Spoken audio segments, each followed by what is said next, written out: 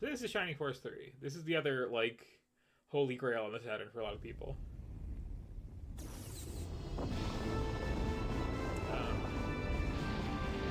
And I'm just realizing I haven't actually done a Genesis showcase. So I haven't really had a chance to talk on stream about the first two Shining Force games. They are very simple, bog standard tactical RPGs, honestly. You get a party of like 12 active characters out of a roster of like 48 or something like that in both of them. Character designs are pretty bonkers in general. Out of the, like, 50-ish characters you have to choose from, like, a dozen of them are centaurs. You got a couple bird people, you got, like, a flying jellyfish wizard, you got an armadillo with power armor. It's a whole thing. Little hamster in a helmet. And, like, yeah, those two Genesis games, I would, like, recommend both of them. They're a bit easier and more approachable than most tactical RPGs of the time were. Like, they're not, like, Disgaea easy, but they're not, like, FFT hard. They're certainly not, like, Fire Emblem hard, which is kind of, like, the one point comparison at the time.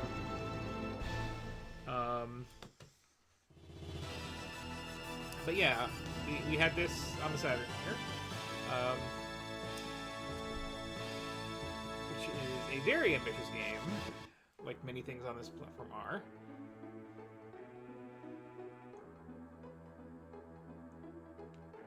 We are very much going for that period style again here.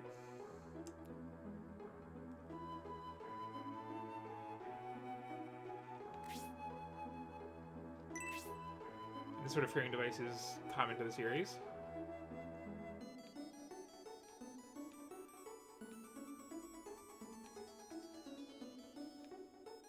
One of the notable things about this, which is not going to come up tonight for obvious reasons, this game was released as 3 games. It's like a serialized thing, chapter 1, 2, and 3 as separate releases. And the big tragedy of it, and part of why it's like such a holy grail game to people, is only the first one was localized. So the game kind of ends on a cliffhanger, if I recall. These games are all fine, sure.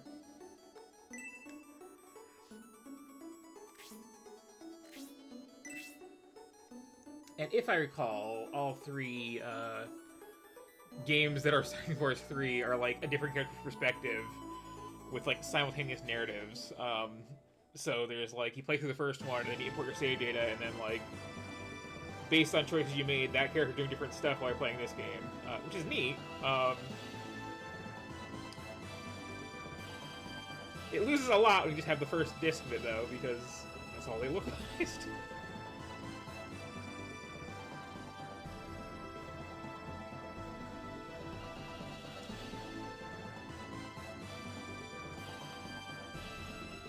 But yeah, again, like, this is one of the big holy grails in the Saturn. Just everyone wanted to play it back in the day.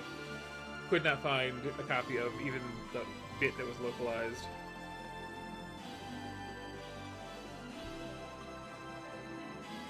And today, of course, you can find fan translations of the whole 3-part experience.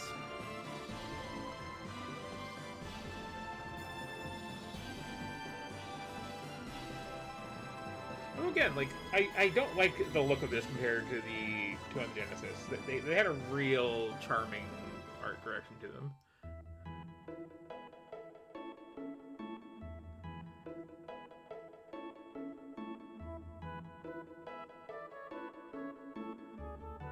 And there's some charm to this too, but it's not quite the same.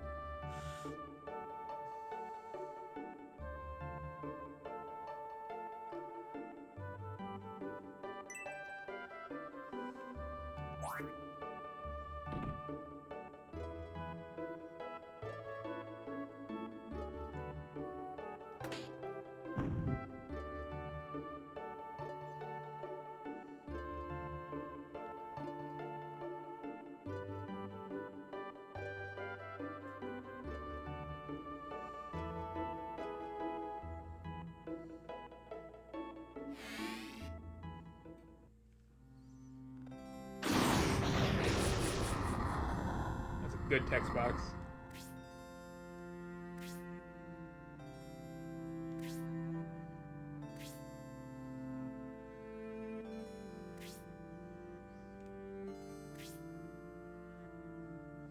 Well, I'm really missing already the little talking, which is kind of a staple of the series.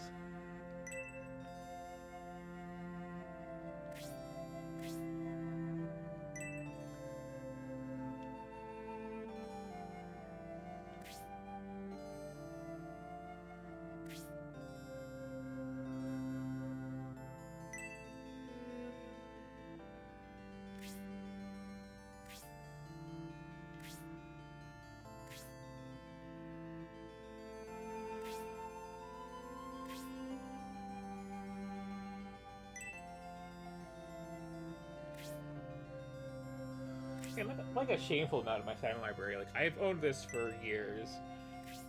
I played it a little, but I kept having my save file erased on me from that unreliable battery.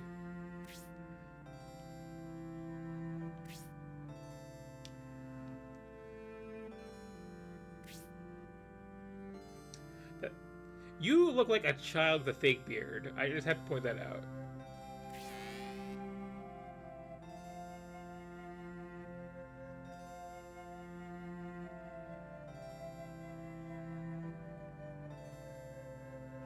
Just look at those centaur squats, isn't that animation?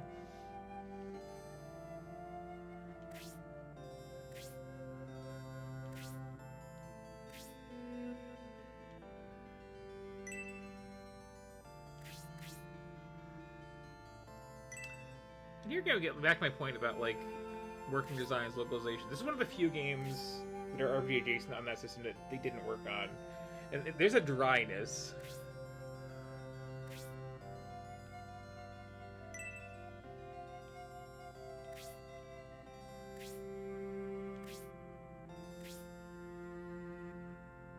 There's a dryness. There's also 2/3 of the game missing.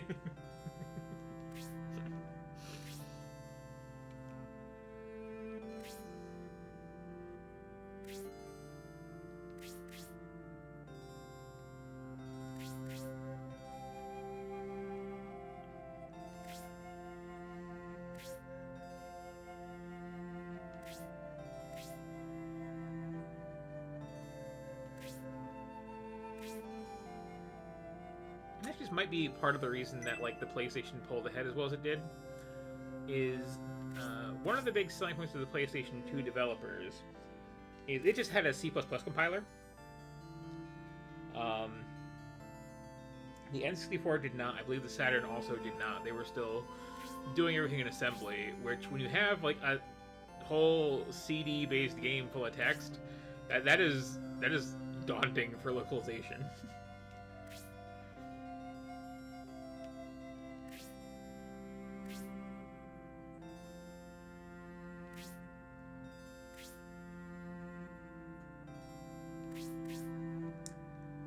Another like bit of trivia while I'm waiting for this to like properly get through its intro.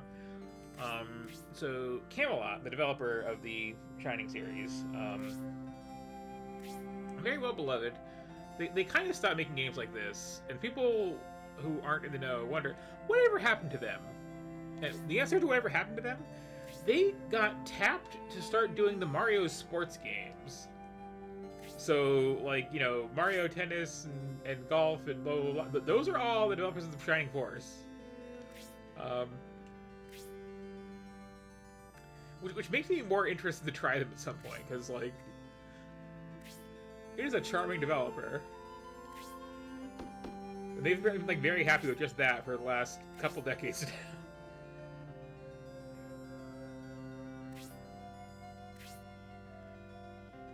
And of course, famously, the artist for the like Genesis era Shining Force games, I believe, passed away recently. But like, really, just adorable fantasy art.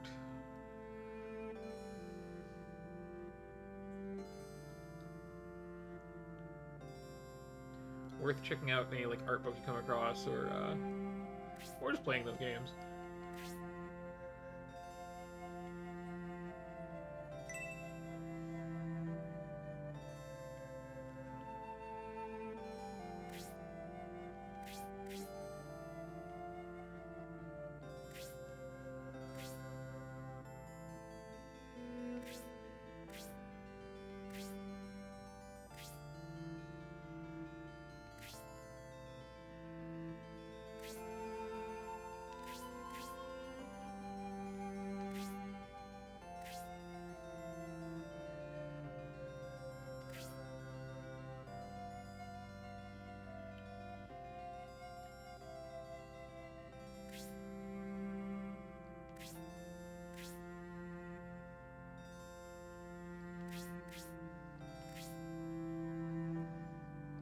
also unclear if it has a plot connection to the other Shining Force games or not. And isn't it? Like,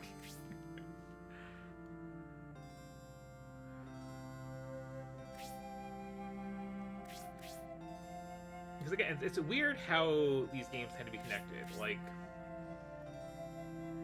the first one is Shining in the Darkness, which is a dungeon crawl just like the last one we saw. It's very simple. It's got a certain charm to it. The town in that game is wonderful. And you just have like your kind of generic main character, and then your like, you know, elf lady wizard friend, and your like possibly know me cleric buddy. And both of those two are like in the starting set of characters in Shining Force. Just like this is the next thing they went off to do. But then Shining Force 2 is like, I think there's like a massive time skip of like 200 years or something like that. So the villains kind of tie in, but like nobody else really does.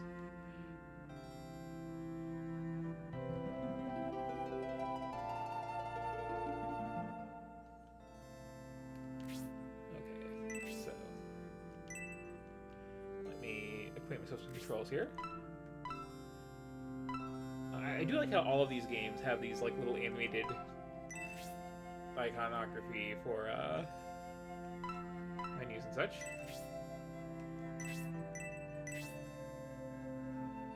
Oh right, there's a whole relationship system. This isn't there.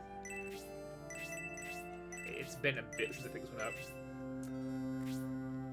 Okay, and we are basically just okay. We got zoom. We got nothing.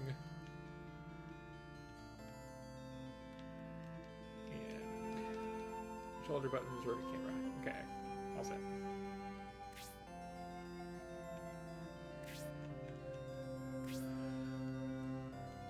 But yeah, the main thing that the earliest Shining Force games, at least, had going for them compared to other tactical RPGs is like they leaned a lot more on the RPG side of things, with you know like walking around a town and you know rummaging through everybody's stuff.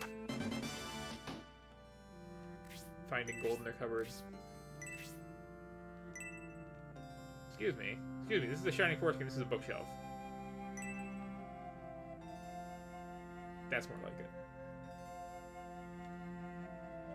Respect the jokes.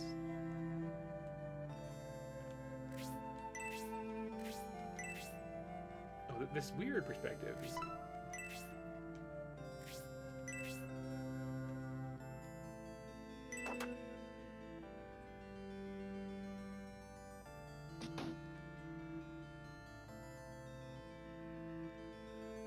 It's like, I have a slight turning radius. Very strange.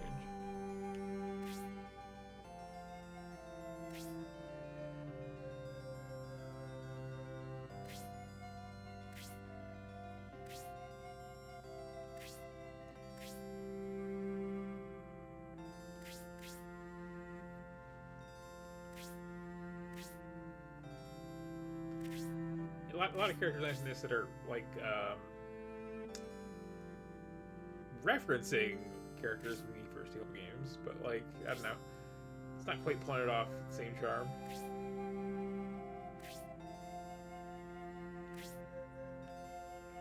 I do appreciate we still have just like random furries.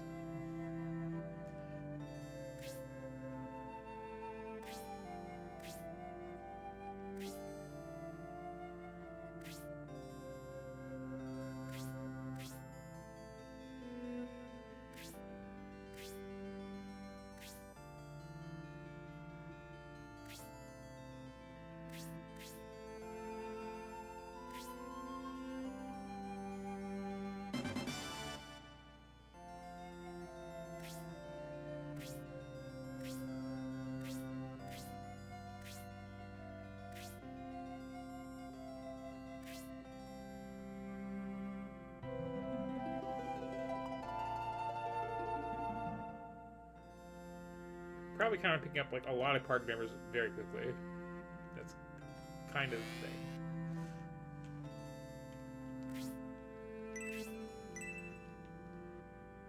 I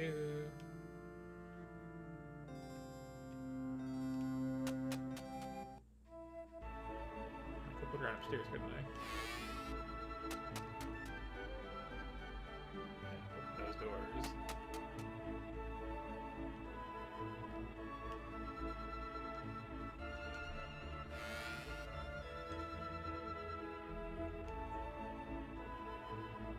it's interesting going back to games of this vintage that go for the fully polygon thing, because like there's a lot of charm to it, I find, but also like it's a bit awkward, especially moving around.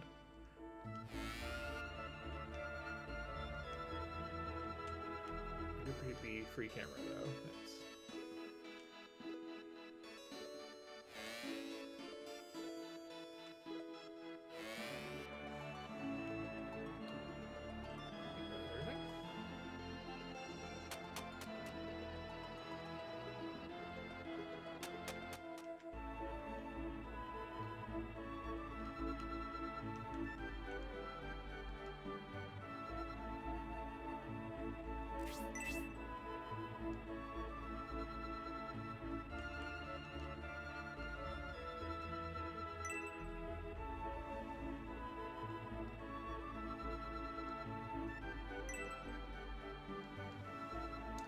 It's snappy music in the series too.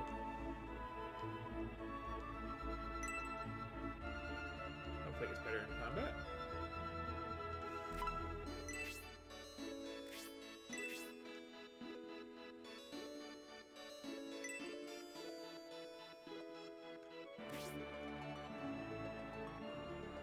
Or you can kind of like always tell who's going to your party because they have a portrait.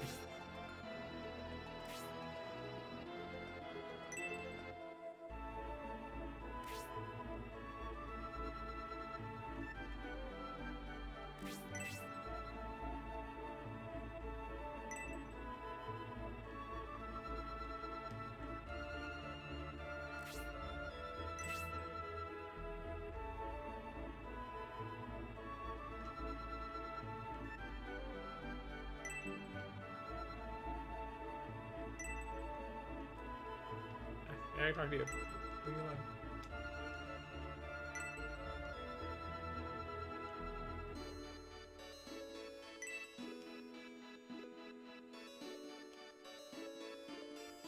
Can I enter these houses?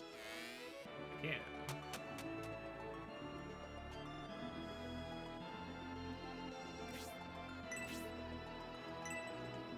No. We're doing a thing.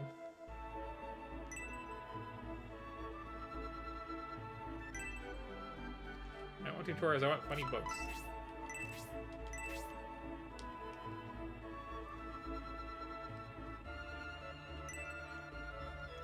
The first book is this like very consistent running gag. Every bookshelf has 3 titles on it that are just kind of a theme.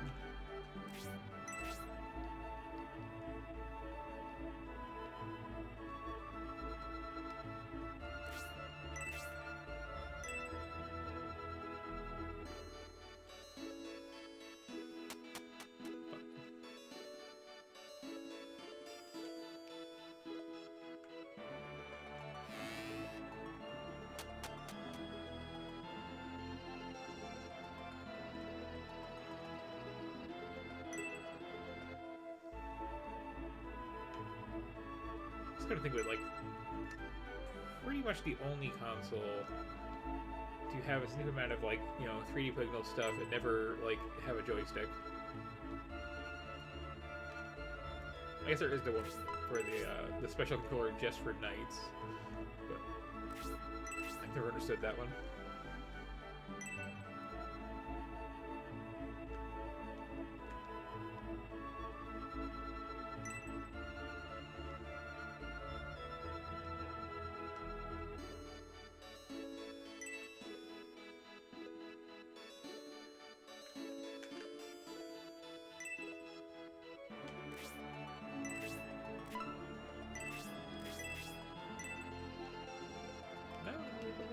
Okay.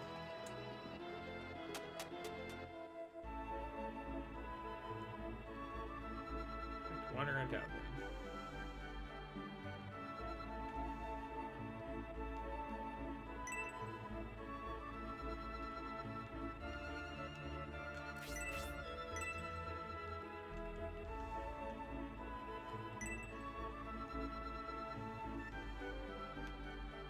Like, on the one hand, I appreciate that I can spin the camera so freely. On the other hand, this game wants to be on a grid.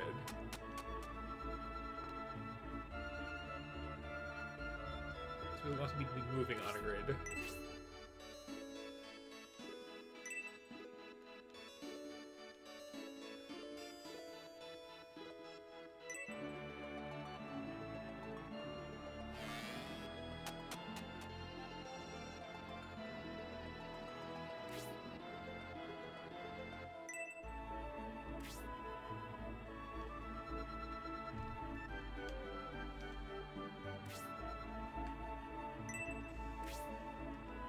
dare you not respect the tradition of having a different thing to say than person behind a counter?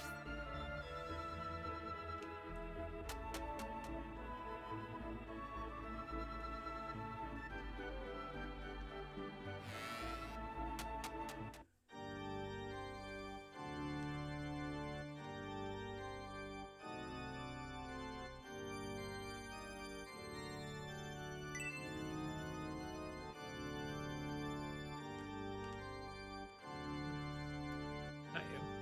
Go away. Go away.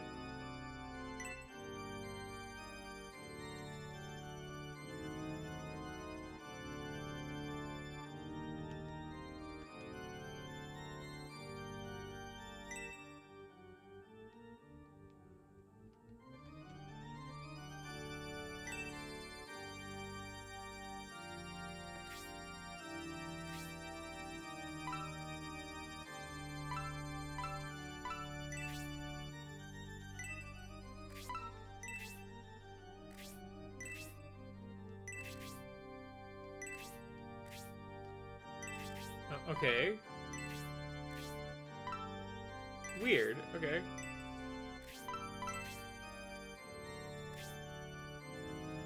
This is the only anime I've ever seen, I think, that, like, respects hard drive space being a thing. Well, I guess I'd have to in this case because there's, like, the whole 3 o'clock games thing. But it's still weird.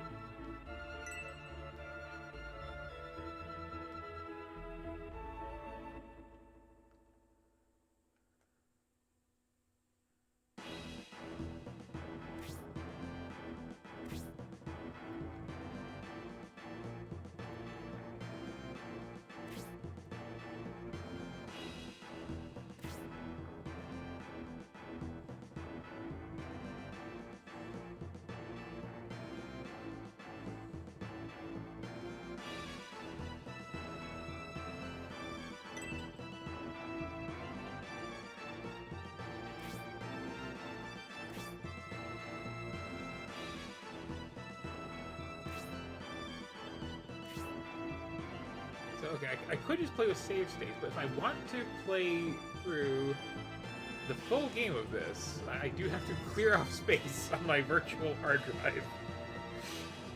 So that's interesting. Or I need to show this emulator that I have, like, a fake memory card, which I think I can also do. Oh, let's look.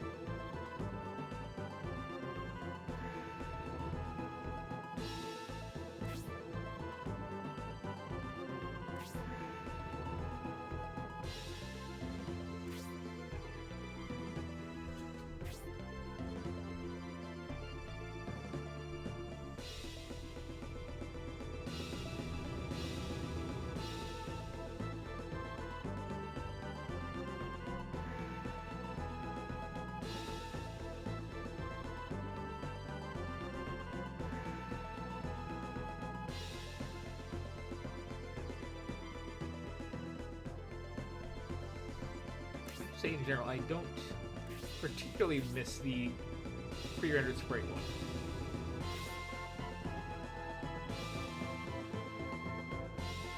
At least not this much detail in it.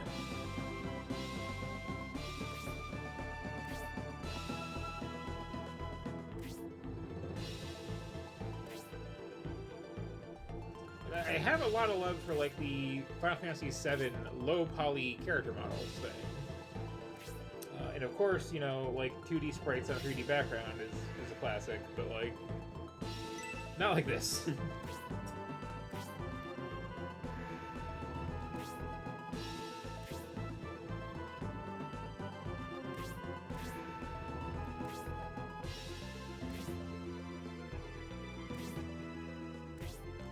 Like, for making your characters this small, you have to, like, hand detail them. You can't just shrink the render down.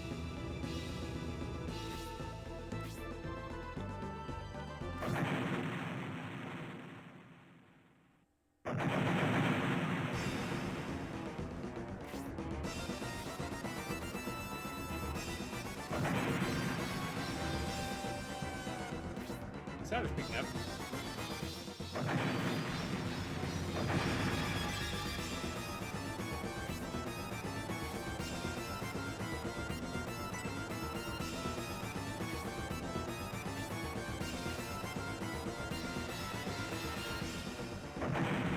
So see it in part 2 of the game.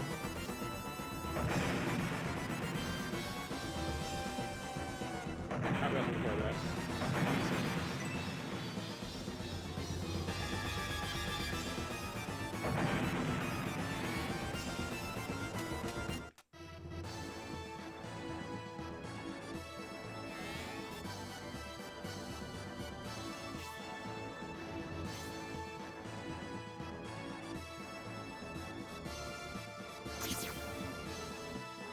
That hurts.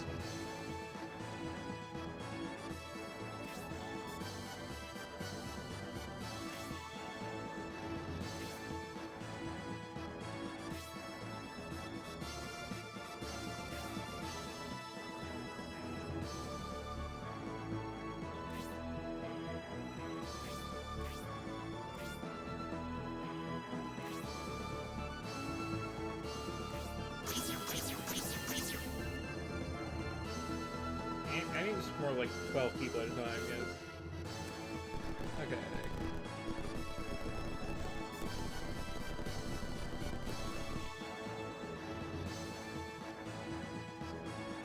Curious, do I have any additional options?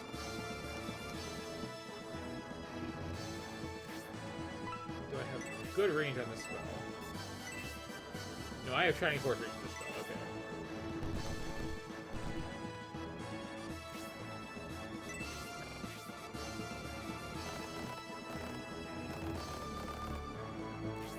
Right here, that they're gonna be.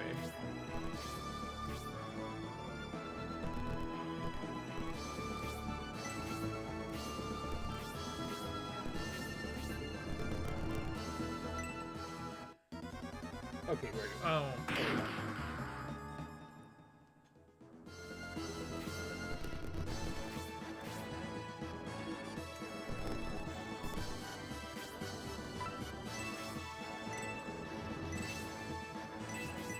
That is no range at all, huh?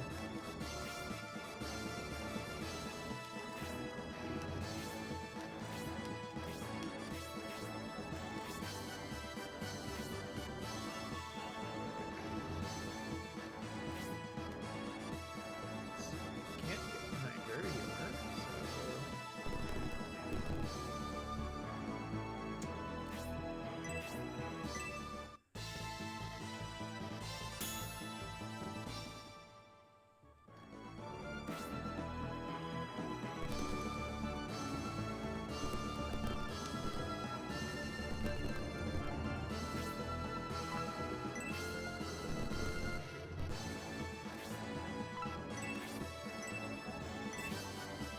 oh, is that still a target?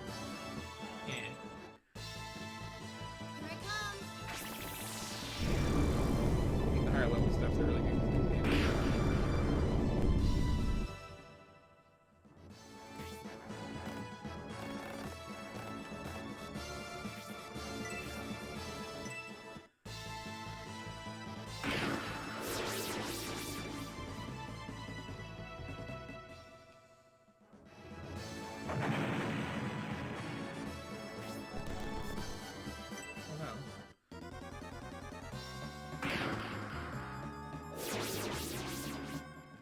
That's what I get for not having her hide. Good.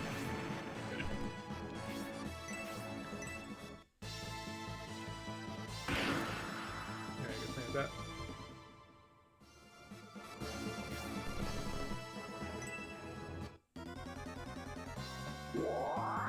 I have to wonder, did I miss some of the people that could have picked up first fight?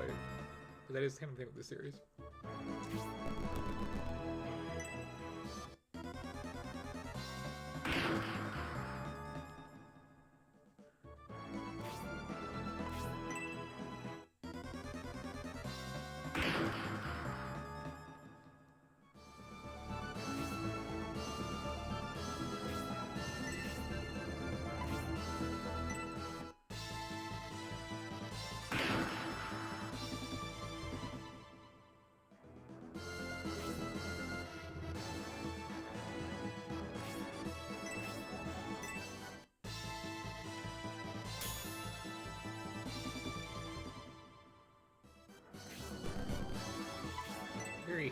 in this fight.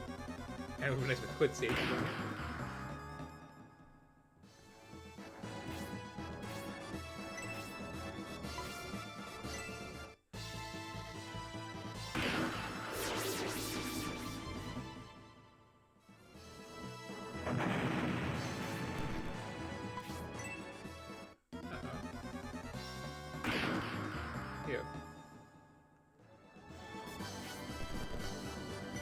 That's good.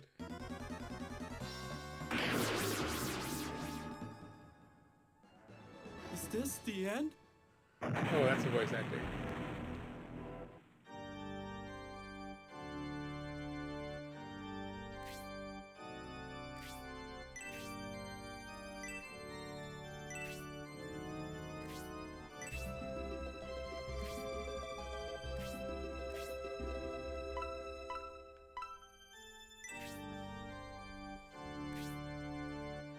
Try it again.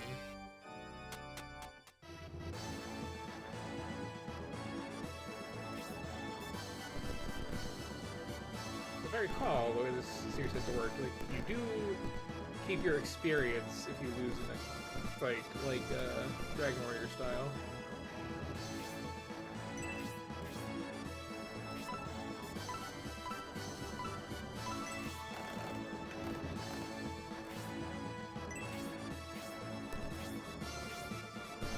I do believe in Planet Academy, though.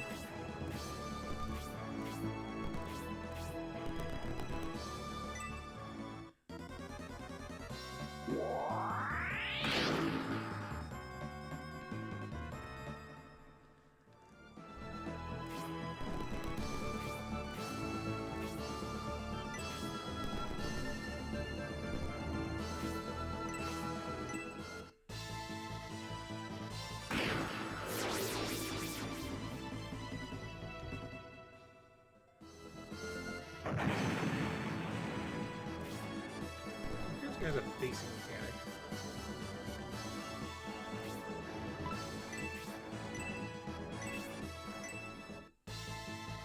Here I come.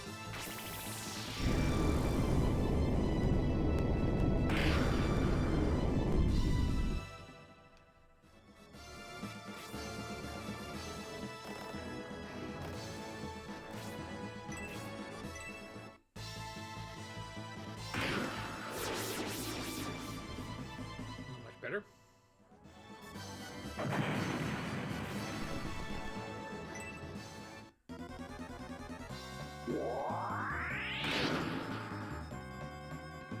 Using those counters, that's very handy.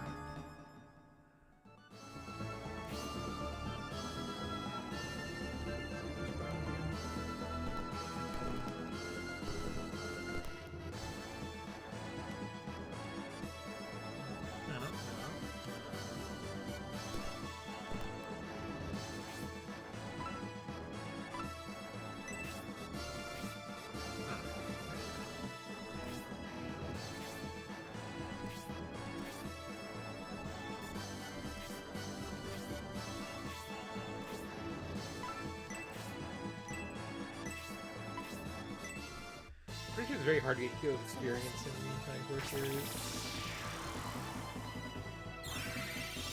All the friends like very, very, very rubber bandy based on level.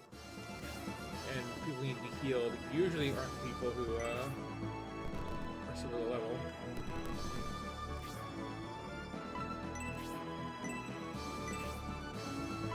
Here I come.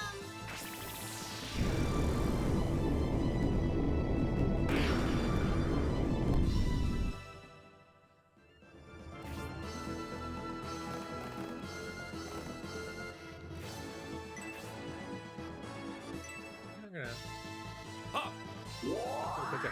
Oh, we're not. Or the entire is gonna, like, you know, not need a party. That's fine too.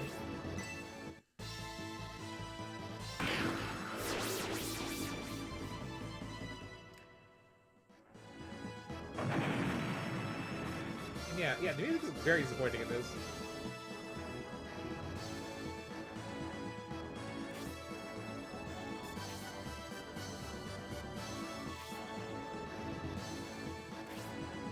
Especially because they have some really, really catchy ones too.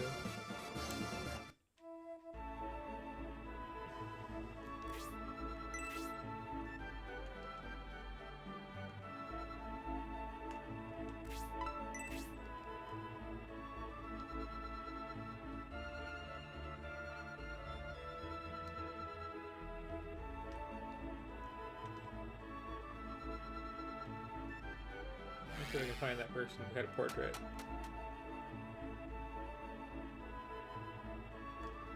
This is also entirely too small of a party size for this series.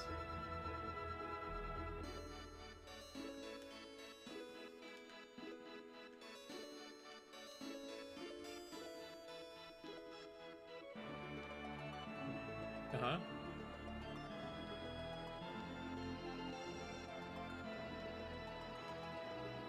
Sure.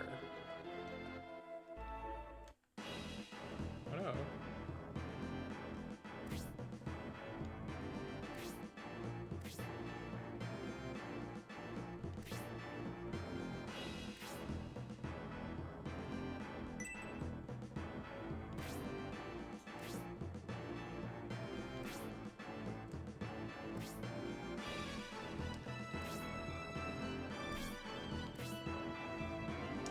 Yeah, honestly speaking, like, for as much of a holy grail as this game is, I'm not really big on it, especially compared to the earlier games in the series.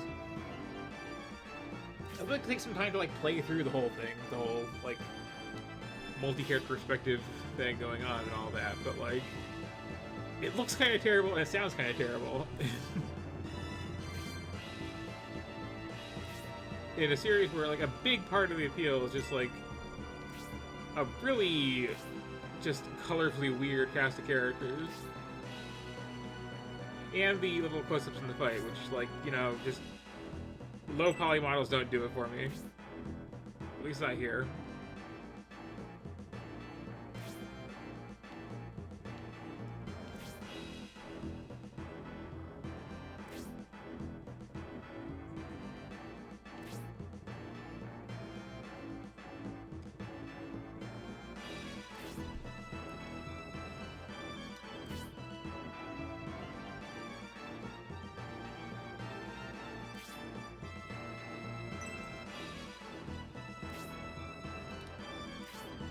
I'm going to do here.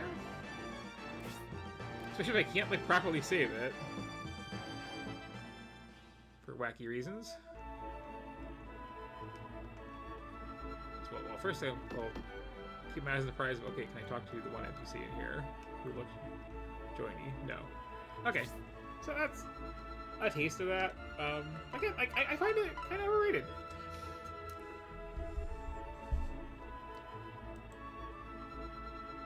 And yeah, a lot of stuff, like, had a hard time with 3D.